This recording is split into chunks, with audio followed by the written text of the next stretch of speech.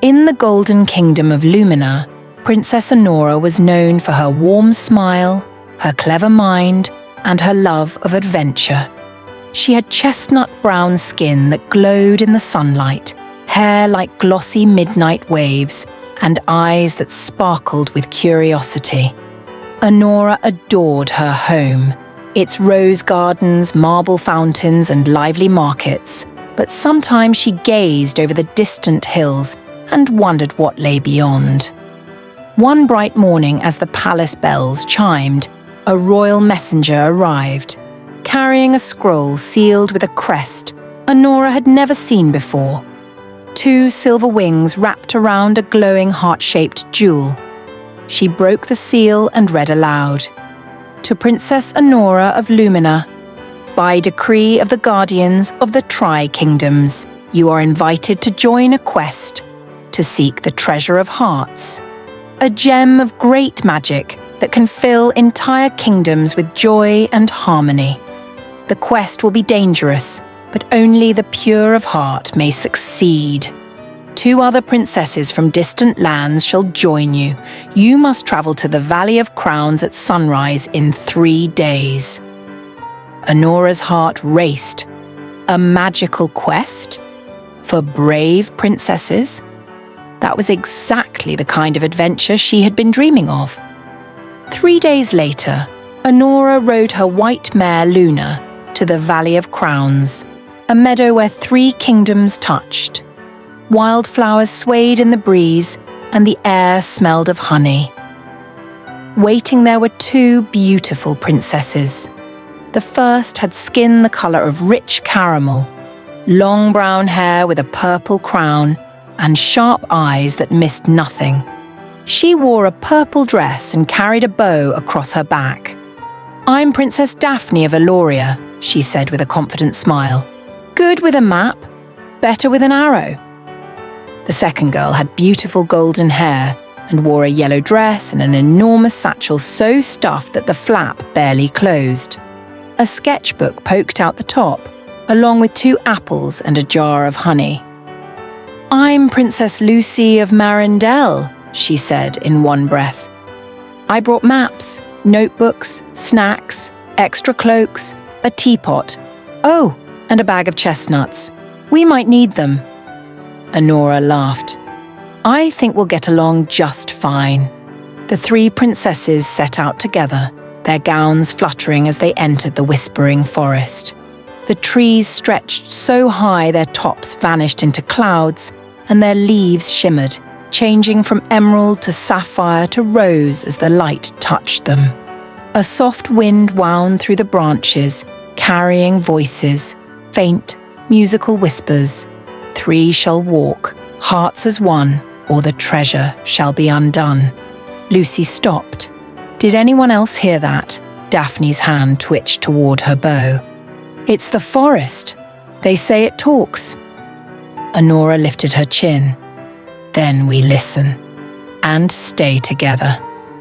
By midday, they reached a rushing river, its water flowing like molten gold. Across it stretched a bridge made of silver vines. A figure in a white cloak stood at the far side. "To cross," the guardian said, "you must each answer a question truthfully. Tell a lie, and the bridge will vanish beneath your feet." The guardian turned to Annora first. "What is your greatest fear?" Annora hesitated. "I fear failing the people who trust me," she admitted softly. The guardian nodded and faced Daphne. "What do you value most?" Daphne's voice was steady. "My people. A crown means nothing without those you serve." Finally, Lucy was asked, "What do you wish you could change about yourself?" Lucy hesitated. "Sometimes I talk so much I forget to listen." "I'm trying to get better at that."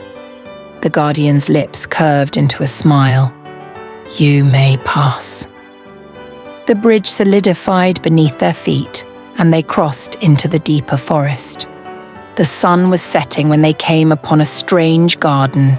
Rows of roses, tulips, and lilies bloomed, but every single one was black as midnight. A cold wind swirled between the plants, carrying whispers that were sharper now, almost like hisses.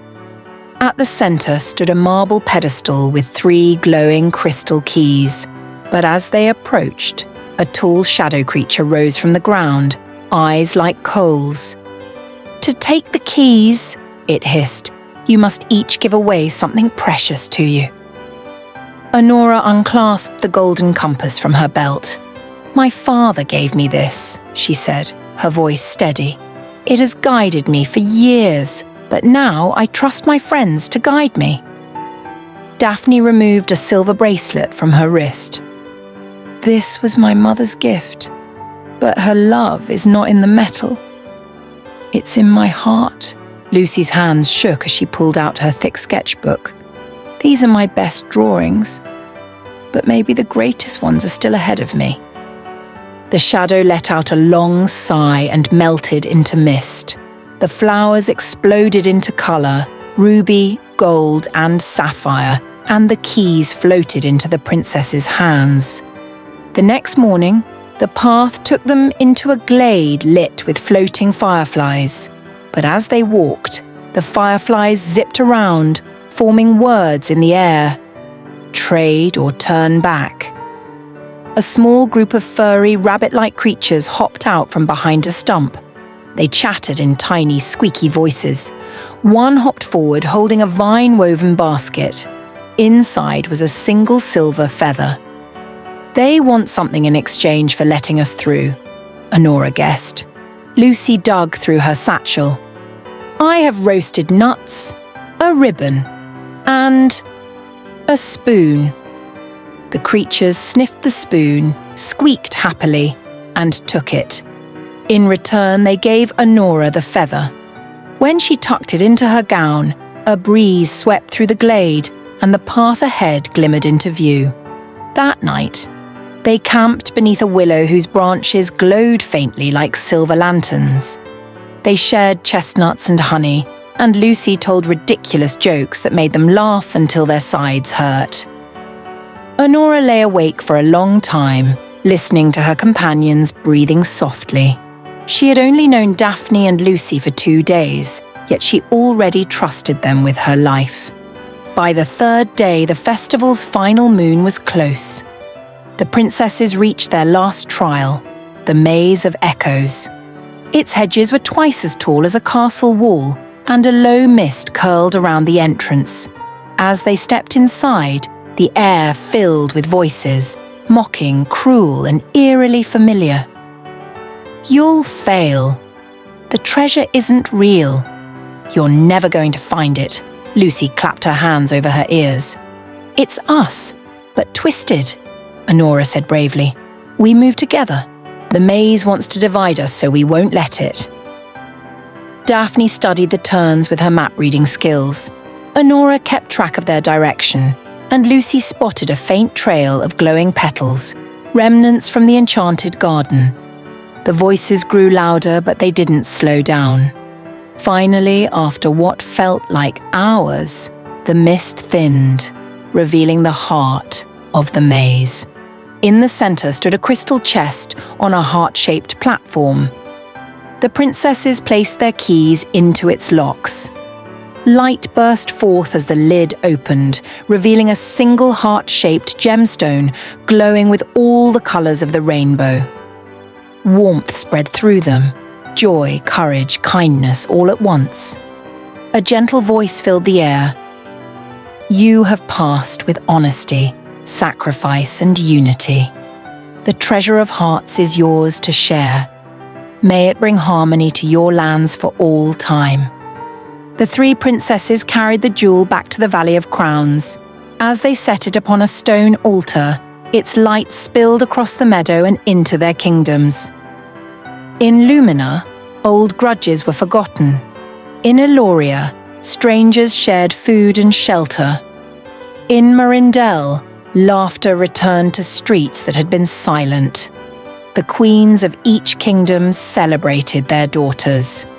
You have brought home more than a treasure. You have brought peace. That night, the celebration filled the palace gardens. Lanterns floated into the sky, music drifted over the fountains, and tables overflowed with feasts. Spiced apple tarts, honey-drizzled bread, and sugared berries. Annora, Daphne and Lucy danced together until the stars themselves seemed to twirl with them. Even the palace cats and dogs joined in, chasing each other through the roses. The princesses parted the next day, but they promised to meet every year, not just as rulers, but as friends. And though the treasure of hearts remained in the Valley of Crowns, each princess knew the real magic was the bond they now carried inside them, unbreakable forever, because the greatest treasure is the heart. Princess Annora waves goodbye from her crystal balcony, reminding us that every ending is just the start of a new story. So stay bold, stay kind, and never stop believing in your magic. Until we meet again, this is Princess Annora, shining bright just like you.